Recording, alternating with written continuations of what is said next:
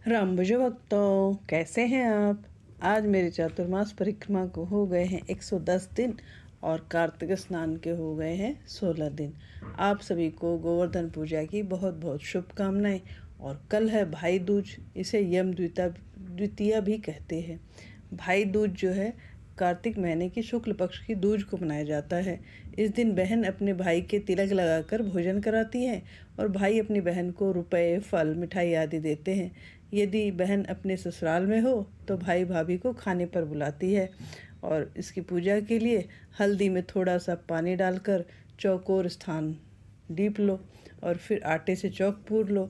उस चौक पर एक पाटा धोकर रखो, उस पर 1 लोटा जल का, थोड़े गेहूँ, आधा या 1 किलो मिठाई रख लें। फिर जितने भाई भतीजे हों उतने नारियल के गोले रख लेने चाहिए। फिर हल्दी का छींटा देकर कहानी सुननी चाहिए। इसकी कहानी मैं अपने चैनल पे डाली हुई है। और अब मैं एक आपको यम द्वितीया की कहानी कह रही हूँ, क्योंकि भाई दूज को यम द्वितीया भी कहते हैं। भगवान सूर्य नारायण की पत्नी छाया के गर्भ से यमुना और यमराज का जन्म हुआ था। यमुना और यमराज आपस में बहुत स्नेह रखते थे। कालांतर में यमुना विवाह होकर अपने ससुराल चली गई।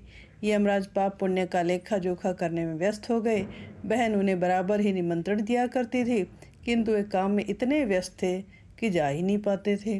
अंततः यम द्वितीया अर्थात भाई दूज को फिर से यमुना ने निमंत्रण भेजा तो यमराज ने सोचा, मेरे नाम से तो लोग कांप जाते हैं, घर बुलाना तो दूर की बात है।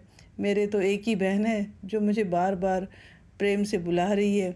उसके स्नेह भरे आमंत्रण को मानना मेरा कर्तव्य है और धर्म भी है। यमराज झटपट यमुना का निमंत्रण स्वीकार कर उनके घर पहुँचे। भाई को देखकर यमुना प्रसन्नता से विभोर हो गई। तरह तरह के व्यंजन परोसकर भोजन कराया। यमुना के आतिथ्य से यमराज बड़े प्रसन्न हुए।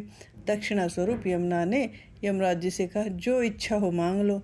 तो यमुना ने कहा, भैया मैं यही वर मांगती हूँ कि प्रतिवर्ष यम द्वितीया को मेरे घर भोजन करने आओ और मेरी तरह जो भी बहन भाई को घर बुलावे उसे आपका भय न रहे।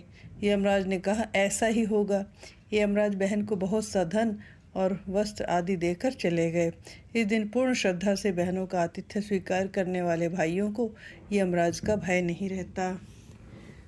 तो कहानी आपको कैसी लगी कमेंट करके ज़रूर बताइएगा।